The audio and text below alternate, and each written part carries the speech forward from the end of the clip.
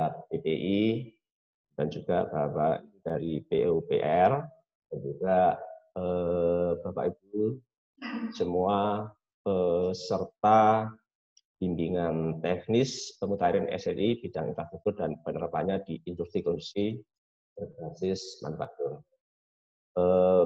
Terima kasih pada kesempatannya pada sesi ini. Kami dari Dika Beton sedikit sharing mengenai metode konstruksi penggunaan lead rubber bearing dan SHMS yang sedang berjalan. Kami laksanakan di proyek LVT Tol AP Petarani Makassar. Pada paparan nanti ini kami langsung nanti dibantu teman-teman langsung yang terkait, ada 3 item ya, nanti pelaksanaan konstruksinya atas proyek jembatan tersebut, kemudian pemakaian LRB dan juga nanti SMS dari 3 langsung BIC yang terkait bisa langsung pada pelaksanaan-pelaksanaannya. Dan sebelumnya mungkin kami sedikit memberikan gambaran umum dulu tentang proyek ini, informasi dan data teknis, ya, di mana proyek ini pekerjaan nama proyeknya pembangunan Jalan Tol Ujung Pandang Seksi 3, Jalan Tol Layang AP Petarani. Kategori proyek sipil, jenis proyek jalan dan jembatan, lokasi pekerjaan seperti yang kami sampaikan di Makassar, Sulawesi Selatan. Sementara di proyek ini konstruksi spesifiknya adalah menggunakan box girder. Nanti secara detail akan disampaikan dalam pelaksanaannya. Kemudian pengguna jasa PT Bosowa Marga Nusantara, penyedia jasa PT Wijaya Karya Beton, kami saat ini yang sedang memaparkan. Kemudian konsultan perencana sekaligus CES adalah Cipta Graha Abadi. Sementara reviewer oleh Nippon Kui, konsultan pengawas Nippon Kui, Indukui Cipta Strada dengan konsultan BM-nya PT Kirama Karya.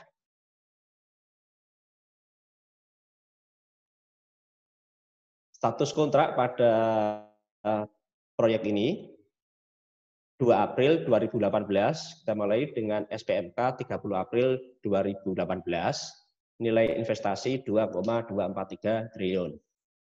Penyelesaian proyek Tol Layang 30 September 2020, kemudian karena di daerah sana ada suatu jalan arteri, kita harus pengembalian fungsi jalan arterinya direncanakan 30 Desember 2020.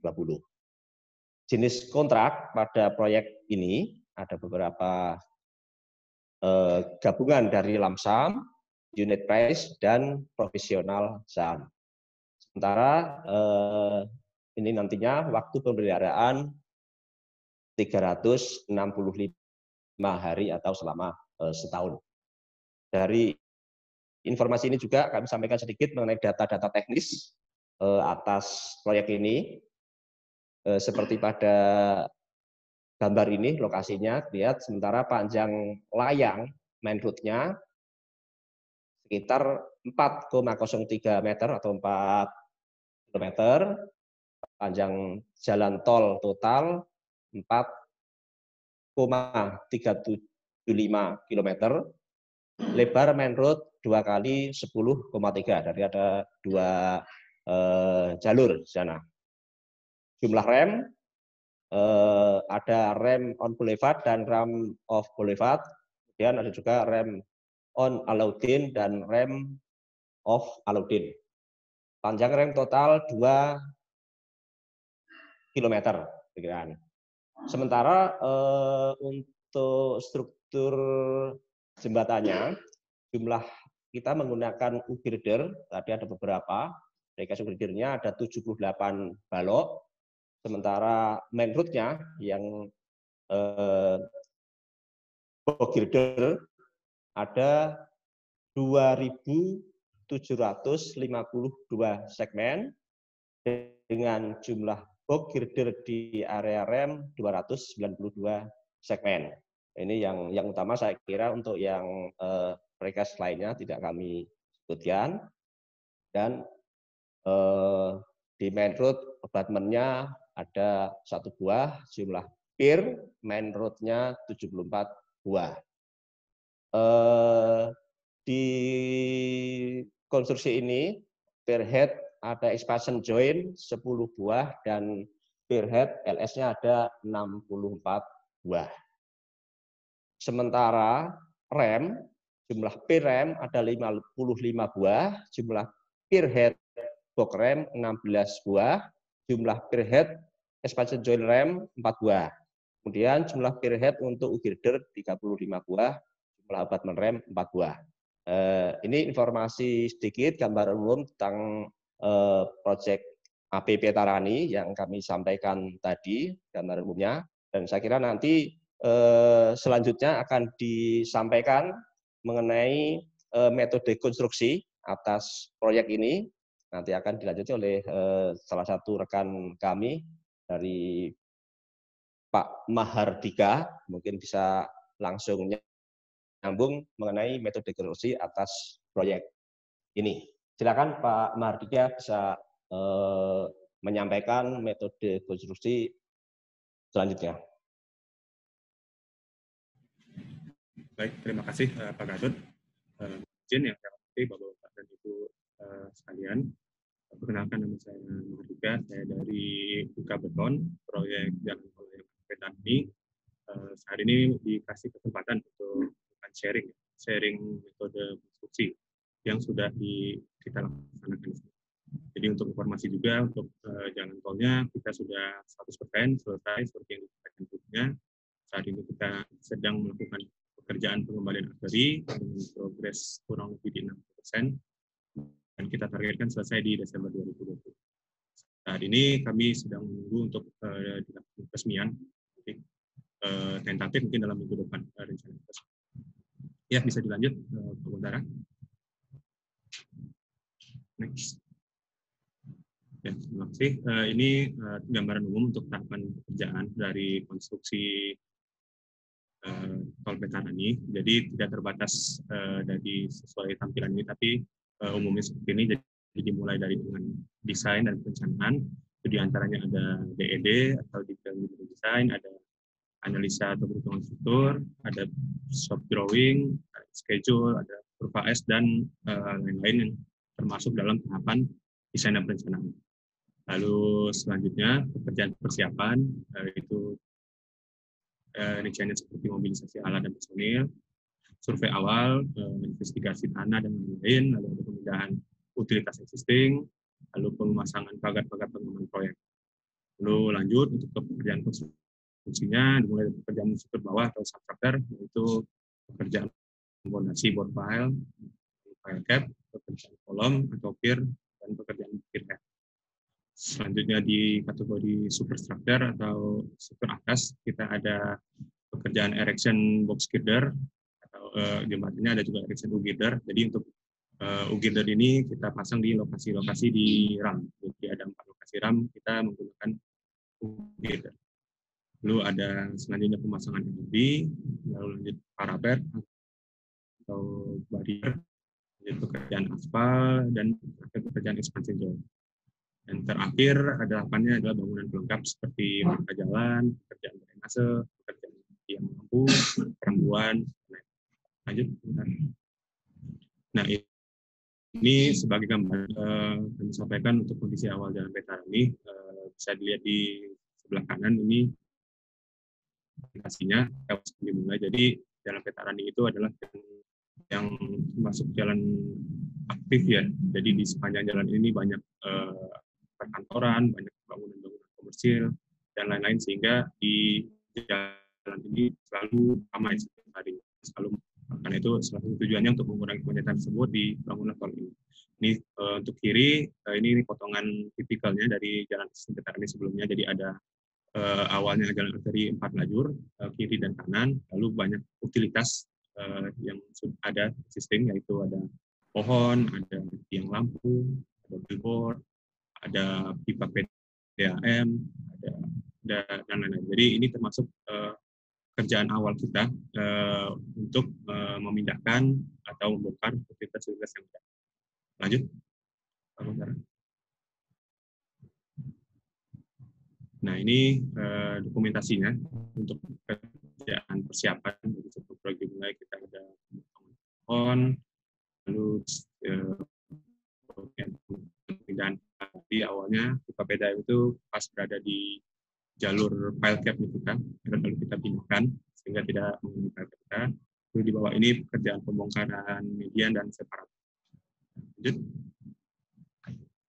Ini untuk tahapan selanjutnya pekerjaan struktur bawah atau substruktur, itu fondasi. Kami menggunakan board file untuk tahapan pekerjaannya, dimulai dari survei dan investigasi tanah. Lalu lanjut untuk koordinasi kita dengan instansi terkait dan desain board file-nya. Lalu cek situasi lokasi pekerjaan. Setelah itu kita lakukan boring, kita install casing seperti foto yang samping. Lalu kita lakukan pengeboran sambil cairan polimer, lalu dicek kedalamannya, sudah kita bisa lanjut. Kalau belum, kita lanjut ke pekerjaan pengeboran lagi. Pekerjaan pembersihan seperti bar, kita install menggunakan bantuan kren seperti yang di sini, roller crane. Lalu setelah itu pekerjaan pengecorannya, kita install gravity pipe, pengecoran, lalu setelah selesai dilakukan uninstall casing, pelepasan casing. Selesai. Jadi ini cukup umum untuk metode board file. Lanjut. Ini untuk dokumentasi pekerjaannya. Jadi ini kita selesaikan di 2018, di awal 2019 untuk board file. Jadi ketika pengeboran, ini ketika fabrikasi besinya, lanjut install pembersihan dan selesai pengecoran. Lanjut. Tahapan selanjutnya setelah board file dilakukan itu konstruksi file cap. Untuk tahapannya yang pertama dari SPDA dan DIT untuk tiang board file-nya.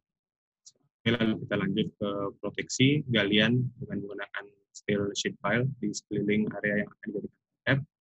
Kita proteksi, setelah selesai kita lakukan galian.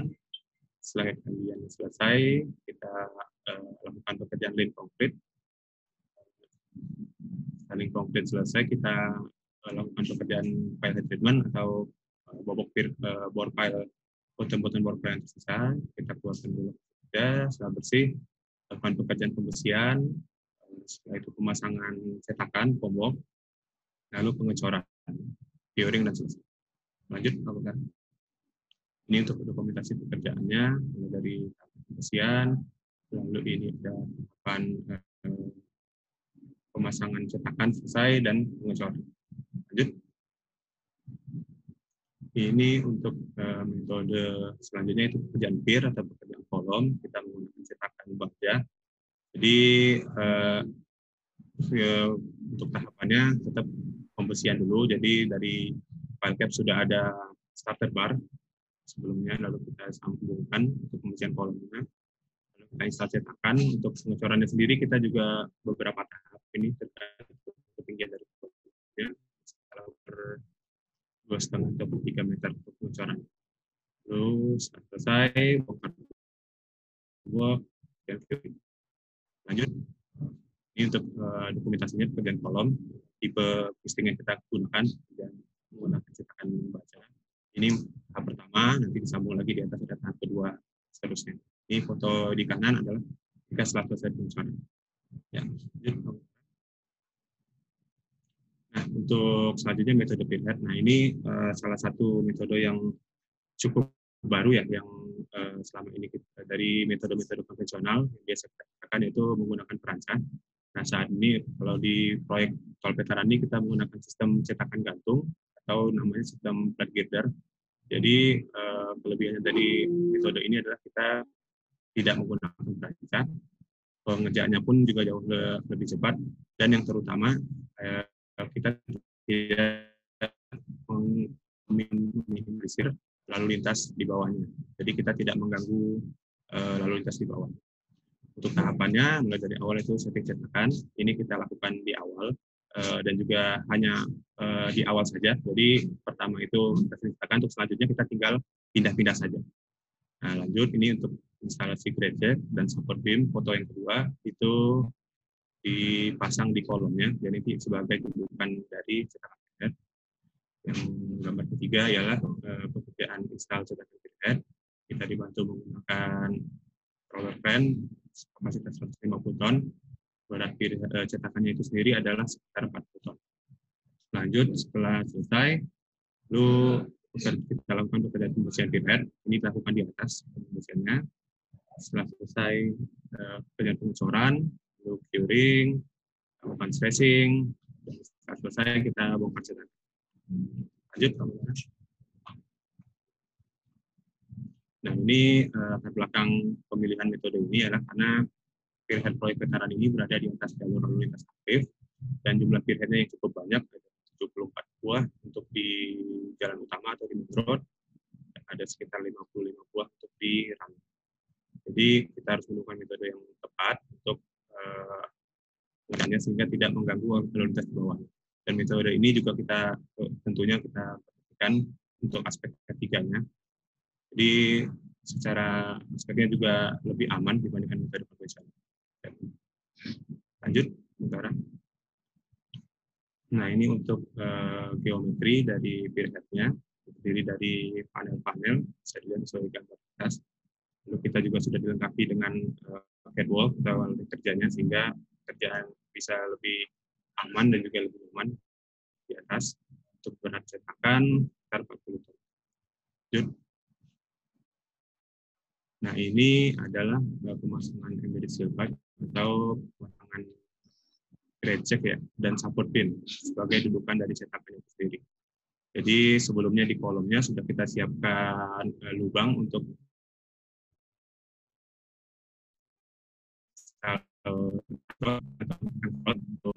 setelah bracket dipasang, kita pasang sejarahnya, jadi difixkan seperti itulah nanti yang jadi dudukan dari cetakan.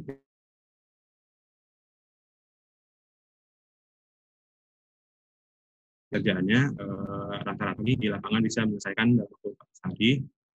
Dengan bisa dilihat bukan pekerjaannya seperti ini. Jadi untuk poin-poin yang berhubungan dengan cetakan yaitu pekerjaan seperti poin nomor 1, poin nomor 2 itu kita cuma hanya membutuhkan waktu 1 hari. Jadi untuk dari assembly cetakan dan pemasangan cetakan itu 1 hari. Lalu 4 hari untuk pekerjaan pembersihan dan installing, lalu pengecoran, curing kita tunggu 3 hari sebelum dilakukan stressing, lalu pekerjaan clothing tendon.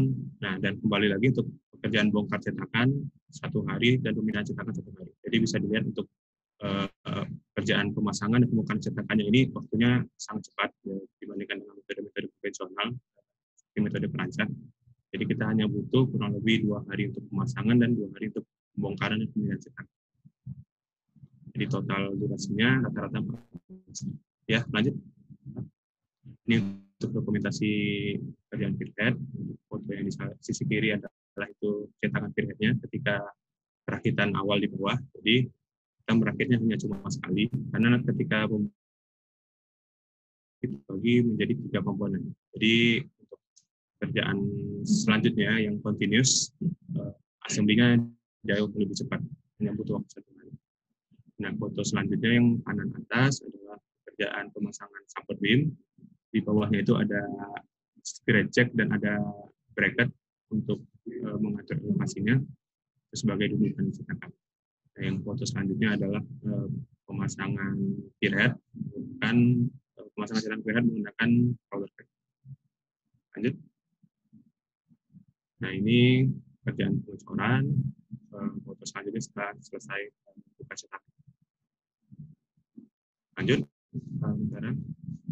Nah, itu untuk tahapan pekerjaan struktur bawah. Selanjutnya kami lanjutkan untuk pekerjaan struktur atas, yaitu metode instalasi box feeder menggunakan launching gantry. Lanjut. Nah, ini sekilas tentang bentang dari box girdernya. Jadi bentang vertikal yang kita gunakan di proyek ini adalah bentang 50 meter, dengan bentang lainnya adalah bentang 40 meter, tapi yang paling banyak adalah bentang 50 meter. Jadi untuk jumlah segmen box girder dalam satu bentang 50 meter adalah 19 segmen, dengan pembagiannya ada 15 segmen standar, ada 2 segmen deviator, dan ada 2 segmen EJ atau NS yang posisinya di ujung, jadi end segment. Seperti ini ilustrasinya.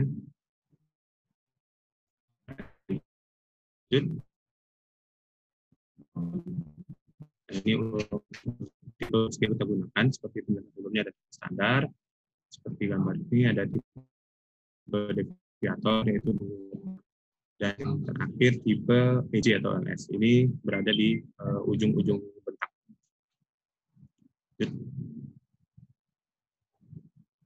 Untuk durasi pekerjaan erection box girder kita mengerjakannya 4 hari per span. Jadi tipe span di sini adalah double deck ya. Jadi dengan single column dan double deck kiri dan kanan dilakukan bersamaan dengan 2 LG. Jadi untuk siklus satu bentangnya 4 hari. Jadi dalam 4 hari itu kita bisa menyelesaikan 2 deck secara bersama. Dengan waktunya bisa mulai dari pekerjaan launching itu kurang lebih butuh waktu 18 jam. Lalu pengiriman box dan pemasangan aksesoris, ini pekerjaan yang memakan waktu paling lama, butuhkan waktu 31 jam. Lalu lifting segmen, butuh waktu 19 jam, kurang lebih 1 jam per segmen. Lalu pekerjaan setting, butuh waktu 21 jam. Lalu ada pekerjaan install HDPE dan STRAN, 15 jam. Pekerjaan slashing 8 jam, lalu lowering 6 jam. Dan yang terakhir persiapan launching atau penurunan aksesoris, waktu 22 jam. Lanjut. Nah, ini skema penggunaan LG untuk gambaran. Bisa dilihat di kanan itu kita menggunakan 2 set LG set 1 dan LG set 2 untuk mengerjakan masing-masing bentang, ya, bentang umum dan bentang. Jadi selama pekerjaannya kedua LG ini berjalan secara bersamaan dan sehingga juga struktur di bawahnya juga tetap dalam kondisi balance. Untuk produktivitas erection box girder adalah 4 hari per 2 bulan. Lanjut. Nah, ini untuk arrangement untuk dari launching gantry-nya. Komponen-komponennya setelah saya jelaskan. Yang pertama itu nomor 1 adalah main girder atau beam adalah beam utamanya dari launching gantry-nya. Yang kedua master winch, ini berfungsi untuk mengangkat segmen box girder kita 1 ton. Lalu yang ketiga adalah lifting device untuk koneksi ke spreader beam yang sebagai alat bantu angkat box girder. Jadi lifting device ini bisa melakukan rotasi, melakukan membentuk pemiringan pada box ini. Lalu lanjut yang keempat adalah spreader beam, ini alat bantu angkat untuk yang dikonek ke box girdernya. Yang kelima adalah hangers bar yang berguna untuk menggantung ketika setelah di lifting, jadi digantung dulu menggunakan hangers bar. Lalu 6 itu ada end suspension, ada 2 tempat di bagian depan dan bagian belakang. Ini fungsinya nanti ketika setelah di setting dan setelah dirapatkan dan di stretching seluruh segmen menjadi 1 bentang, akan di lowering menggunakan end suspension. Lanjut itu nomor 7 dan nomor 8 ada front nose dan rear nose. Ini untuk sambungannya dari main beam. Sebelumnya jadi ada beam utama, ada beam istilahnya front nose dan rear nose. Ini juga membantu untuk saat launching nanti. Lanjut nomor 9 adalah main support sebagai tumpuan utamanya dari LG ini sendiri. Ada 2 juga di depan dan di belakang. Lalu nomor 10 front leg itu kaki depan untuk sebagai bantuan untuk launchingnya nanti, dan juga nomor 11 sama rear leg. Dan 12 itu post segment. Jadi sebagai dudukan awal untuk main support kita, karena dudukan sebelumnya kita menggunakan bentang yang sudah terpasang, untuk kedepannya kita menggunakan post segment sendiri. Jadi post segment diinstal sebelum dilakukan pekerjaan launching. Lanjut. Nah, untuk pekerjaan erection sendiri, mulai dari pekerjaan launching ialah proses pergerakan LG dari bentang awal ke bentang berikutnya. Nah, LG ini sendiri akan menumpu pada box feeder yang sudah terpasang dan pada pole segment. Pole segment bisa dilihat ini yang warna biru di bentang yang ada spearhead-nya yang belum terpasang box feeder. Jadi ketika di awal sekali, ketika erection pertama, dua-duanya bertumpu di pole segment. Untuk selanjutnya, main support depan di pole segment, main support belakang bertumpu di bentang itu. Untuk dokumentasi pekerjaan launching, dari ada pekerjaan install pole segment, ini dilakukan paralel ya. Jadi waktunya bisa terpisah dari pekerjaan LG sendiri, jadi tidak mengganggu siklus pekerjaan. Ini pekerjaan pemindahan rear main support. Ini di tahapan yang terakhir tadi ya, pekerjaan persiapan launching. Ini juga pekerjaan pemindahan front main support. Lanjut.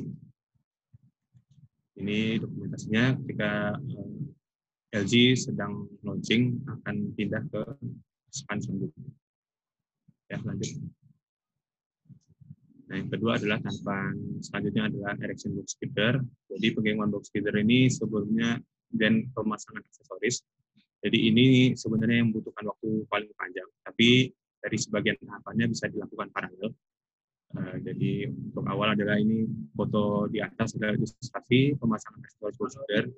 Jadi ada pemasangan springer beam yang dilakukan di area yang terpisah. Setelah itu baru setelah aksesoris terpasang, box feeder dikirim ke posisi span yang akan diereksi. Ini foto bawah adalah dokumentasi ketika pemasangan springer beam atau alat angkat bantuan yang akan dikonek ke lifting device nya LG. Nah, foto selanjutnya adalah ini box feeder sudah siap di lifting.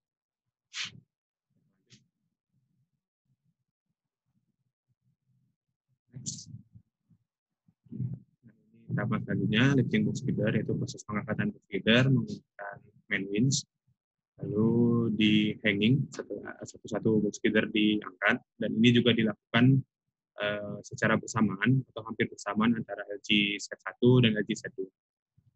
Lanjut.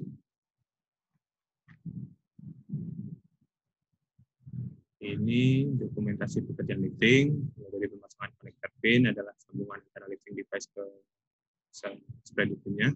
Lanjut. Ini ketika proses lifting, angkatan.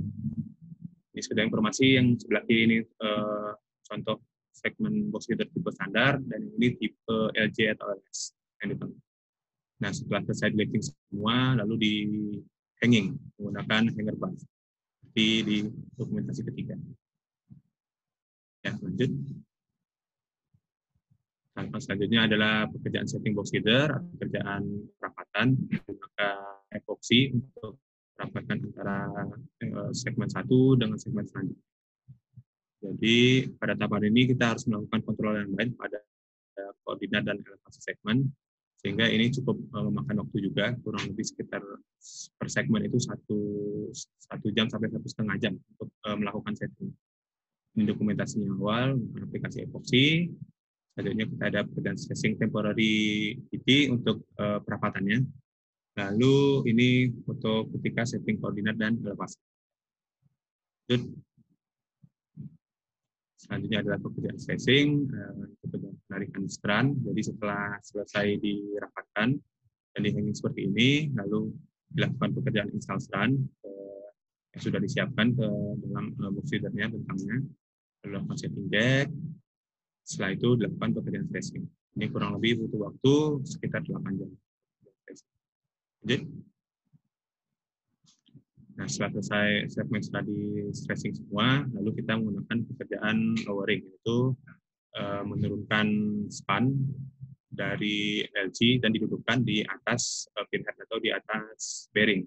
Nah, untuk saat ini kita masih tahapan awal kita masih menggunakan temporary bearing, jadi tidak langsung di atas LRB. Jadi sementara temporary bearing dulu, setelah LG pindah ke depan, baru kita lakukan pemasangan LRB. Ini menggunakan end suspension dari ujung-ujung bentang. Ya. Nah, untuk tahapan selanjutnya setelah selesai erection dan dilakukan lowering, didudukkan, lalu kita pasang LRB. Nah, ini tidak karena akan dijelaskan di lanjut di skip aja. Next. Nah, setelah selesai untuk pekerjaan pelengkap di atas seperti pekerjaan parapet atau tahapannya seperti biasa. Jadi data terbar dari box girder untuk parapetnya, lalu kita pasang pembesiannya secara paralel. Cetakannya kita rakit dulu sebelumnya terpisah. Ini seperti flowchart yang disampaikan. Lalu setelah pemasangan pembesian selesai, kita lakukan inspeksi.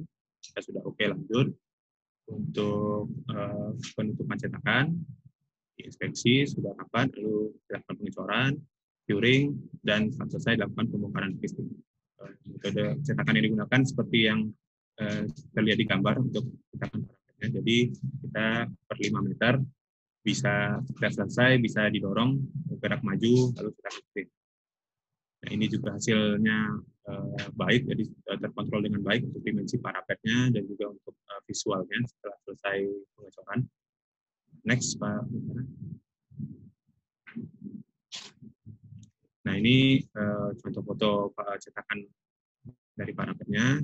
Di kanan adalah foto ketika setelah selesai pengecoran. Di hasilnya memang baik ketika setelah dilakukan pengecekan dan kita minim finishing ya di sini ya. Dan untuk dimensi-dimensinya juga terkontrol dengan baik. Ya. Nah, setelah selesai parapet, kita lakukan pekerjaan pengaspalan seperti foto-foto di samping. Ini untuk tahapannya di awalnya adalah terkait material, jadi kita menyiapkan plan pencampurnya atau mixing plan, melakukan trial mix untuk material aspalnya.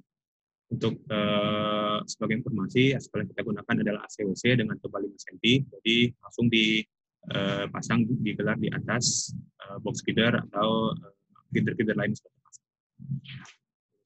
Setelah material sudah oke, kita lakukan pekerjaan pengaspalannya, itu dimulai dari pengiriman campuran, setelah itu lakukan pengamparan dan pekerjaan pemadatan, dan selesai. Nah, ini untuk selanjutnya, setelah pekerjaan pengaspalan dilakukan, kita melakukan pekerjaan expansion joint. Jadi salah satu alasan kenapa kita mengerjakan pengaspalan dulu adalah agar ketika pemasangan expansion joint kita bisa menjaga elevasinya dan menjaga kerataannya juga. Dan hasilnya setelah dicoba dan ditinjau oleh pihak tim uji, hasilnya baik. Ini untuk expansion joint yang kita pasang, kondisinya smooth. Nah, untuk tahapan-tahapannya itu yang mulai di awal itu kita persiapan dan pembersihan permukaan blockout, lalu kita pasang block A dulu di area-area yang akan dipasang expansion joint, lalu dipasang dilakukan pekerjaan pengaspalan. Setelah selesai aspalnya di cutting, lalu dibersihkan, lalu kita pasang expansion joint. Setelah itu kita tutup zona antara joint dengan aspal menggunakan beton atau menggunakan cutting, yaitu lubang angkut pada expansion joint. Jadi untuk tipenya kita menggunakan 2 tipe yang di proyek Petara ini. Ada yang tipe rubber mat di bantalan karet namanya dari elastomer. Ini kita pasang di box girder utama di jalan utamanya. Jadi movement pergerakan bentang yang cukup besar kita menggunakan tipe ini. Nah, untuk di bentang-bentang menggunakan girder atau menggunakan precast slab, kita menggunakan tipe strip seal. Jadi untuk sebagai gambaran untuk gap yang disediakan untuk pekerjaan spasi di para berbeda ini adalah 20 cm untuk mengakomodir pergerakan bentangnya. Sedangkan untuk di tipe strip seal, gapnya ada 3 cm dan ada yang 5 cm. Lanjut. Ini dokumentasi pemasangannya. Sebelah kiri adalah tipe rubber mat, sebelah kanan adalah tipe strip seal. Jadi dipasang, di join, di coating untuk connecting dengan aspalnya. Dan sebelah kanan juga ini pekerjaan pemasangan strip seal seperti ini. Ya, lanjut. Nah, itu untuk tahapan pekerjaannya, metodenya sudah saya sampaikan sebelumnya. Ini juga tambahan dokumentasi untuk uji beban atau loading test ini sudah dilakukan juga dan disampaikan oleh KJTJ dan Kementerian PUPR. Untuk uji bebannya kita dilakukan di bentang yang tertinggi. Ini bisa dilihat foto yang sebelah kiri adalah di bentang P7 sampai dengan P9 ini kondisi tertinggi, di mana di bawahnya juga ada flyover existing dan di bawahnya lagi ada jalan arteri. Jadi ketinggian bentangnya ini di 20 meter, kurang lebih 20 meter di atas tanah. Kita lakukan uji beban statis dan uji beban dinamis. Ya, lanjut. Ya, cukup demikian dari presentasi dari kami untuk metode konstruksi proyek peta ini. Kami lanjutkan untuk paparan selanjutnya dari Bu Lulu, Kait Ilmanti. Terima kasih.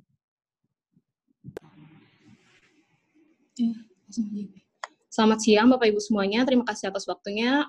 Saya Lulu dari tim Tensindo, saya akan menjelaskan beberapa materi mengenai lead rubber bearing atau LRB. Next. Sebelumnya izinkan saya mengenalkan dulu apa sih LRB itu.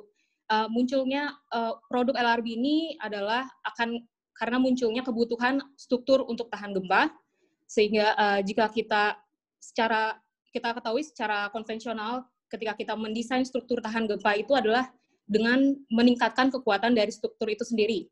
Jika di lingkup jembatan yaitu adalah kolom atau pier-nya dan juga substruktur atau fondasinya. Di mana dilihat dari gambar di samping ini adalah approachment design dengan fixed base, yaitu di mana reduksi base shear-nya itu diakomodasi dari plastisitas dari komponen struktur itu sendiri. Next. Berangkat dari konsep desain yang konvensional tadi, kemudian muncul beberapa konsep, yaitu yang pertama itu adalah seismic isolation. Konsep dari seismic isolation ini adalah sebenarnya sederhana, yaitu dengan memisahkan atau decoupling superstructure, yaitu struktur bagian atas dengan struktur bagian bawah, untuk memisahkan superstructure kita, dalam lingkup ini adalah girder, dengan pergerakan tanah yang diakibatkan oleh adanya gaya gempa, yaitu dengan menyisipkan atau inserting base isolator di antara superstructure dan substructure-nya. Jadi LRB ini adalah salah satu contoh dari base isolator ini. Salah satu karakteristik dari seismic isolator sendiri adalah dia memiliki horizontal stiffness yang rendah, sehingga dia dapat memperpanjang periode getar natural dari struktur itu sendiri, atau yang disebut sebagai period shift, di mana kita ketahui jika period shift ini dapat mengurangi kecepatan gempa yang diterima oleh upper structure atau girder, sehingga struktur menjadi lebih aman. Next. Ya, untuk konsep seismic isolator tadi sendiri juga tidak cukup hanya itu saja, karena adanya perpanjangan periode getar ini mengakibatkan displacement yang cukup besar, sehingga isolator itu sendiri juga harus memiliki kemampuan lain, yaitu untuk energy dissipation, untuk membatasi displacement yang terjadi di superstructure, atau yang disebut sebagai energy dissipation. Next. Ya, untuk seismic isolator yang paling banyak digunakan di Indonesia saat ini adalah pot bearing dan juga LRB atau lead rubber bearing. Saya akan menjelaskan sedikit perbedaan.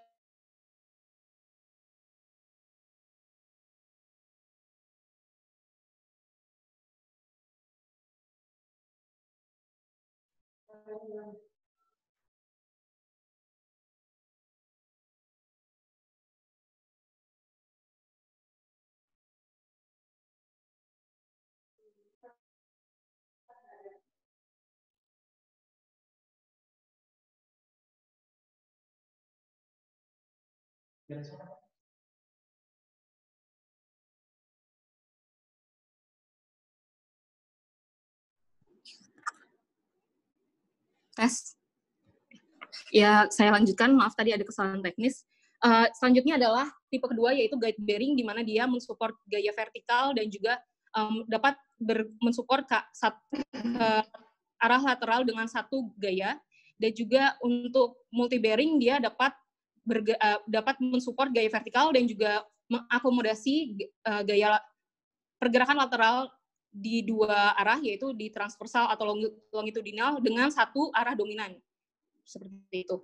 Sedangkan untuk LRB sendiri, dia bisa mengakomodasi semuanya, yaitu gaya vertikal, gaya lateral dengan kapasitas arah vertikal, arah longitudinal dan transversal yang sama. Seperti itu. Sedangkan jika kita lihat dari komponennya, yang sebelah kiri itu adalah pot bearing, di mana pot bearing itu dia bagian rubber plate-nya itu untuk mengakomodasi rotasi dari beam end, dan juga bagian steel-nya itu dia dilas ke bagian piston, di mana nanti dapat mengakomodasi pergerakan dari superstructure itu sendiri. Sedangkan untuk LRB, yang membedakan adalah bagian komponen lead-nya, di mana komponen lead-nya ini adalah dapat mengakomodasi LRB itu sendiri untuk dapat mendisipasi energi dan juga kemampuan rubbernya untuk recentering.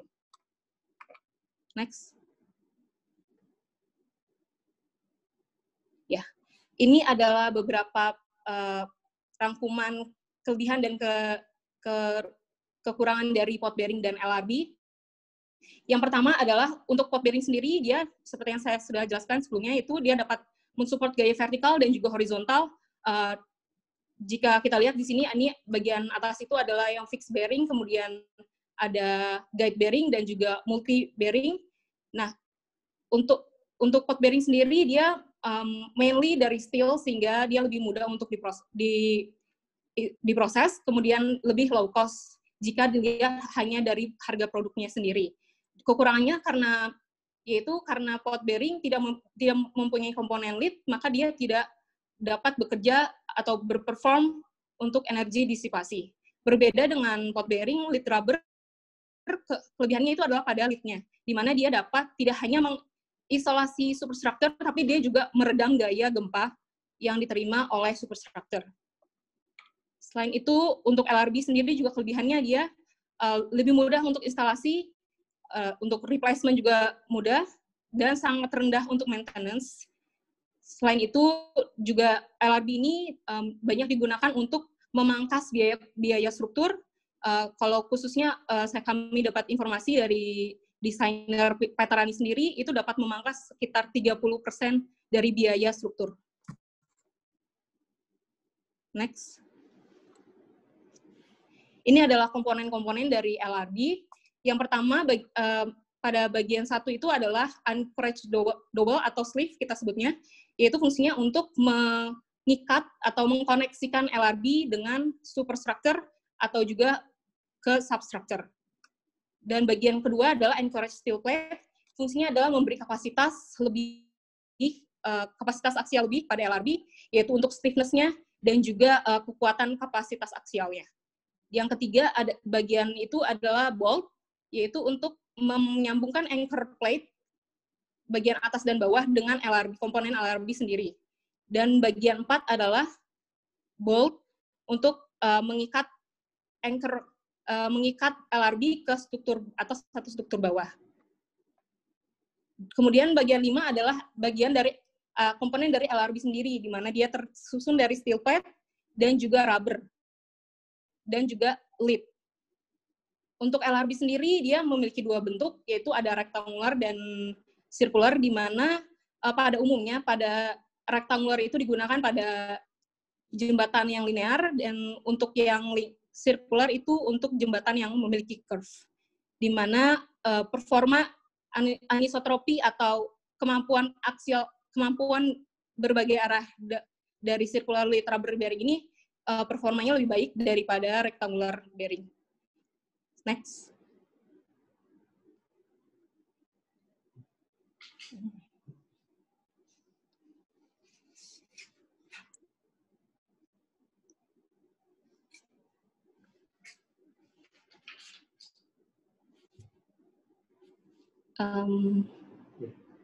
Next, Pak. Ya, setelahnya. Ya, ini mungkin dapat disaksikan, ini adalah cuplikan video yang menunjukkan bagian kiri itu adalah gedung dengan fixed base method, dan yang sebelah kanan adalah yang sudah menggunakan LRB atau seismic isolation. Bisa diputar lagi, Pak, mungkin? Ya, dapat dilihat pada fixed base atau bagian kiri, displacement yang terjadi cukup signifikan, sedangkan untuk yang gedung yang sudah menggunakan seismic isolator atau LRB, displacement yang terjadi tidak cukup signifikan, sehingga pengguna gedung tersebut dapat lebih comfort atau nyaman ketika seismik terjadi. Next. Ini adalah komponen struktur dari LRB dan juga peranannya. Yang pertama adalah reinforcing plate, itu adalah untuk mengakomodasi vertical stiffness ke kapasitas beban aksial dan juga sebagai confinement atau yang mengikat komponen lead core sehingga seluruh komponen LRB ini menjadi suatu struktur yang kompak gitu. Lalu selanjutnya adalah rubber atau elastomer, yaitu untuk mengakomodasi kemampuan recentering dari LRB sendiri. Kemudian yang terakhir adalah lead core yang mengakomodasi LRB untuk dapat berperforma sebagai energy dissipation. Next. Ini adalah behavior dari LRB, di mana dia berfungsi untuk memberikan damping lebih dengan adanya energy dissipation.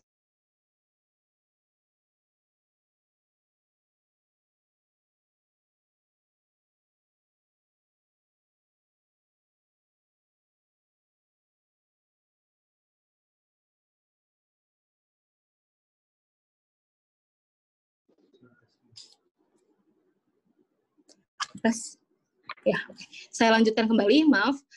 Untuk behavior dari LRB sendiri, yang membuat dia istimewa adalah lead core-nya, di mana lead core ini memiliki yield stress yang rendah, yaitu 10 MPa, sehingga menjadikan LRB ini memiliki dua kekakuan. Yang pertama adalah kekakuan sebelum lead-nya mencapai titik leleh, yaitu K1 atau kita sebutnya before lead yield stress, yaitu kondisi di mana LRB diharuskan kaku ketika dia menerima gaya service, yaitu berupa wind load, traffic load, atau minor earthquake, di mana dia harus stiff secara lateral dan juga secara vertikal.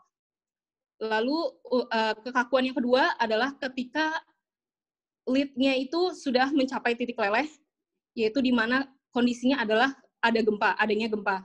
Sehingga ketika lead leleh, yang bekerja di sini adalah stiffness dari rubber itu sendiri.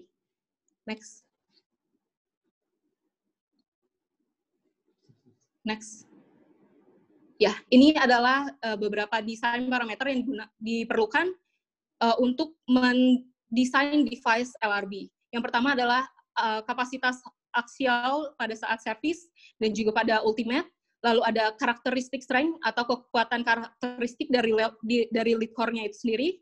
Lalu ada, seperti yang saya jelaskan sebelumnya, ada dua kekakuan LRB, yaitu K1 dan K2.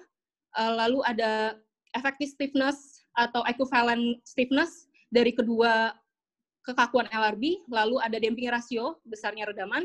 Lalu ada lateral movement atau kapasitas movement pada saat service maupun pada ultimate. Jika dilihat daripada gambar di samping, bagian kurva tertutup yang diarsir ini adalah kira-kira menggambarkan besarnya damping rasio dari LRB tersebut. Sehingga dapat disimpulkan besarnya damping rasio ini dipengaruhi oleh kekuatan karakteristik dari lead core dan juga kekakuan dari LRB itu sendiri. Next. Berikut saya akan menjelaskan beberapa sertifikat dan juga testing dan juga langkah-langkah inspeksi yang dibutuhkan untuk LRB. Yang pertama, kewajiban seorang manufaktur LRB adalah memiliki CE certification. Apa ini CE certification? CE certification ini adalah untuk menggaransi bahwa produk dari pabrik tersebut itu sudah memenuhi ketentuan IN 15129. Di mana ditandai dengan CE marking pada produk LRB itu sendiri. Next. Yang kedua, itu adalah testing. Yang pertama adalah testing prototype, di mana kita menguji dengan spesimen 100% dimensi yang akan digunakan di proyek. Itu diatur oleh IN 15129. Next. Ini adalah contoh protokol tes untuk prototype tes yang diatur oleh IN 15129. Next.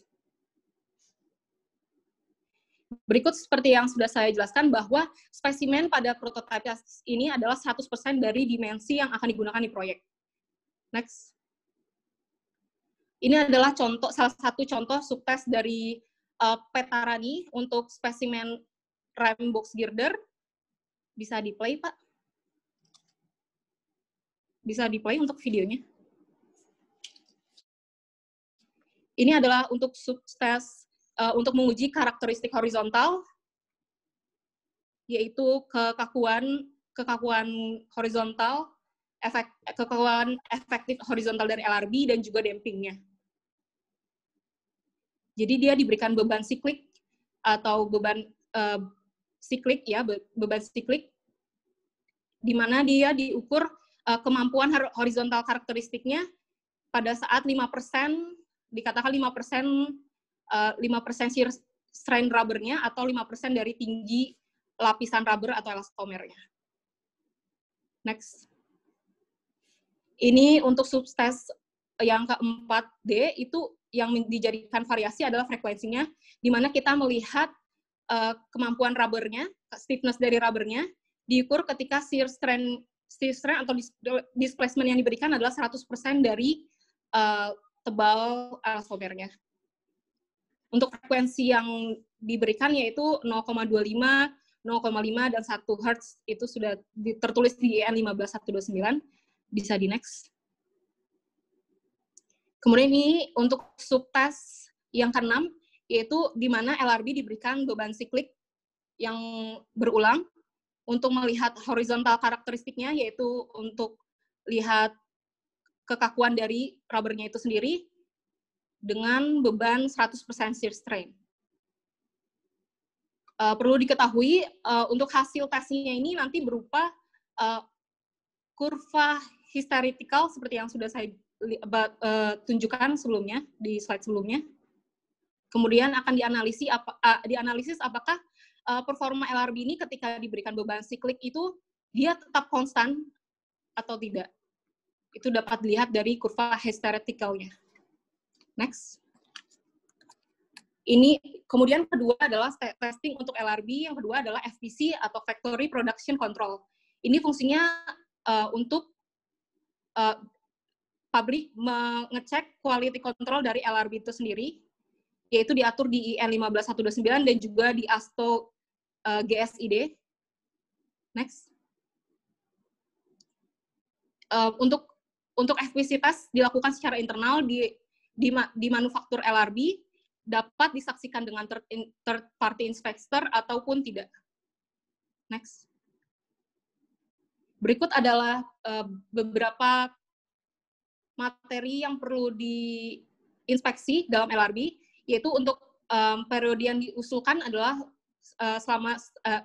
dengan 1 tahun, yaitu sebenarnya sangat sederhana, yaitu untuk pengecekan visual, yaitu untuk mengecek apakah bolt atau komponen lain mengalami korosi, ataupun ada bagian bolt yang mengalami kelonggaran, dan sebagainya. Next.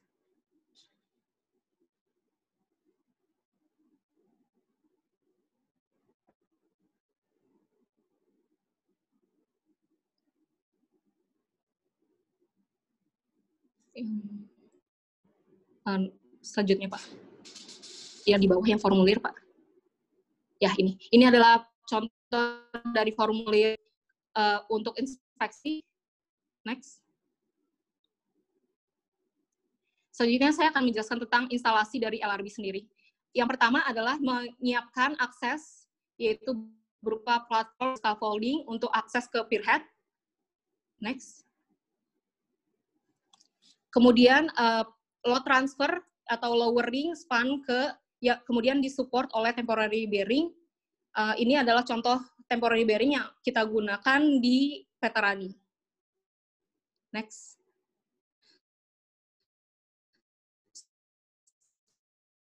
Setelah kemudian bearing support oleh temporary bearing, kemudian kita lower ke jack, di mana diletakkan di titik 1 dan 2. Kemudian karena ini akan di jack up nantinya, kita memberikan preload tambahan dan stressing TPT. Next. Selanjutnya adalah untuk merilis temporary bearing, kemudian digantikan dengan sliding jack. Sliding jack ini sebenarnya adalah hydraulic jack yang disusun sistemnya sehingga dia dapat mengakomodasi pergerakan arah kanan dan kiri, sehingga nantinya pada titik 1 dan 2 ini untuk jack up, untuk setting elevasi dari span, kemudian untuk titik yang 3 dan 4 atau sliding jack itu sendiri untuk setting alignment dari span tersebut. Next. Kemudian yang selanjutnya adalah instalasi dari LRB. Yang pertama, ini adalah contoh dari dokumentasi ketika kita lifting LRB, di mana kita menggunakan sistem antara winch, pulley, dan chain block untuk lifting LRB ke lokasi pemasangan atau pier head. Next. Kemudian yang selanjutnya adalah kita memposisikan posisi LRB, di mana kita memposisikan anchor agar dapat sesuai dengan lubang atau reserve hole sudah tersedia di bottom girder ataupun di pedal yang tersambung pada. Jika sudah setting, kita bisa mulai memasang formwork atau cetakan untuk pedestal nantinya. Next. Lalu kita bisa grouting pedestalnya menggunakan, seperti dapat lihat di gambar, itu ada grout inlet. Lalu ketika grouting sudah mencapai compressive strength tertentu, kalau pada LRB kan ketika mencapai 30 MPa, yaitu sekitar 24 jam. Kemudian LRB dapat span yang tadinya masih ditopang oleh jack, kemudian dapat dirilis dan LRB dapat diaktifkan. Next. Ini adalah tipe-tipe LRB yang digunakan di proyek Veteran, yaitu yang pertama adalah main road, seperti yang saya jelaskan, untuk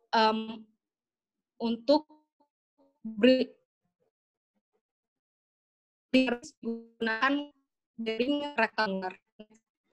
Dan ini untuk LRB rem itu menjadi 2 tipe, itu pada box girder dan juga pada pada U-girder. Itu menggunakan keduanya karena memiliki curve, maka kita menggunakan circular bearing. Berikut selanjutnya, untuk pemaparan selanjutnya, dapat dilanjutkan.